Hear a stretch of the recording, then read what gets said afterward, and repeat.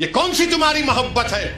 یہ ہماری زمین ہے، ہماری جائیداد ہے، اللہ کے نام پر اس کا مالک اللہ ہے، تم ہم سے چھیننا چاہ رہے ہو۔ تمہارا دل نہیں بھرا 6 دسمبر سے؟ تمہارا دل نہیں بھرا دلی کی سڑکوں پر ہمارے خون کی ہولی کھیلنے سے؟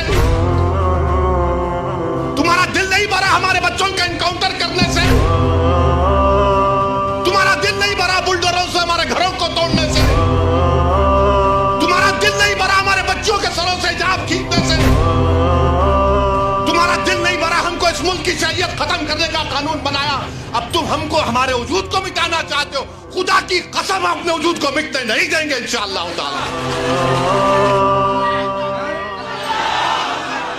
میرے عزیز دوستوں اور بزرگوں، میری آپ سے دبن گزارش ہے کہ مہاراشٹر کے اسمبلی انتخابات آنے والے ہیں، میں آپ سے اپیل کر رہا ہوں جو لوگ وقف کی جائیدادوں کو برباد کرنے آ رہے ہیں، آپ اور ہم مل کر ان کو انشاءاللہ برباد کر دیں گے سیاسی طور پر۔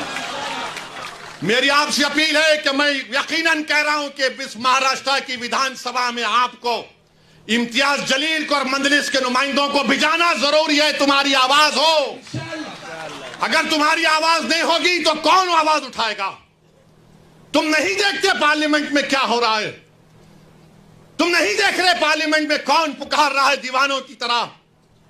کیا تم کو نظر نہیں آ رہا کہ کس کے کلیجے میں، سینے میں، کس کی آنکھ میں آنسو ہے جو تڑپ تڑپ کر دیکھ رہا ہے کہ میرے بربادی کا قانون میرے آنکھوں کے سامنے بنایا جا رہا ہے؟ کون ہوگا تمہاری آواز کو؟ چھوڑو ان چیزوں کو، کبھی اپنوں کو بھی تو اپناؤ، کبھی اپنوں کو تو سمجھو۔ جو تمہارے لیے دن اور رات محنت کر رہے ہیں ان کی آواز بنا کر بھجاؤ۔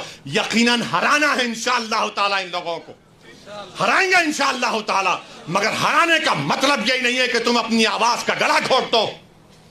تم اپنی آواز کا گلا گھونٹ کر کیسے دوسروں کے سر پر تاج رکھ سکتے ہو؟ مجھے بتاؤ، یہ تو نہیں ہو سکتا میرے بھائی۔ تو میری آپ سے گزارش ہے کہ اس بات پر بھی آپ غور کریے، ہم لڑ رہے ہیں اور لڑتے رہیں گے انشاءاللہ تعالی۔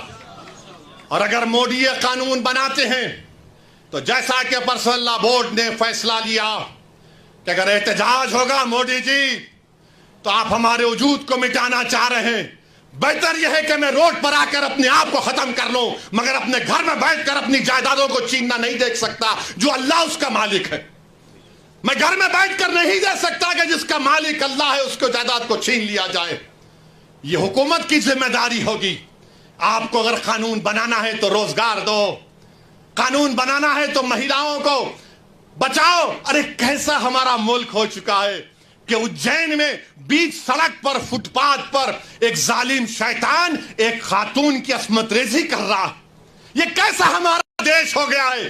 یہ گاندھی کا ملک، یہ آزاد کا ملک، امبیڈکر کا ملک، کہ وہ اس کا ویڈیو نکال رہا ہے عصمت ریزی کا۔ یہ کیسا ہمارا وطن ہو گیا ہے جب ہم نے انگریزوں سے کھندے سے کھندا ملا کر جلیانوالہ باغ میں اپنی جانوں کو دے دیا، ہم نے کالا پانی کی سزائیں ہمارے ہندو بھائیوں کے ساتھ کاٹی۔ آج ایک اشرف منیہار کو ٹرین کے ڈبے میں پیٹا جاتا ہے تو کوئی اف نہیں بولنے تیار، بچانا تو چھوڑو کوئی اف بولنے کے لیے تیار نہیں ہے۔ یاد رکھو، جب آپ اپنی لڑائی نہیں لڑیں گے کوئی تمہاری لڑائی نہیں لڑے گا، تمہاری لڑائی تم کو لڑنا پڑے گا۔ تم 70 سال سے سوچ سوچ کر دھوکہ کھا چکے ہو کہ کوئی اور ہماری لڑائی لڑے گا۔ نہیں میرے بھائی، تاریخ مگر نام لکھا جانا ہے تو یہ وقت ہے اپنی لڑائی لڑنے کا، یہی وقت ہے اپنے ووٹ سے اپنے نمائندوں کو اورنگ آباد سے بھجانے کا۔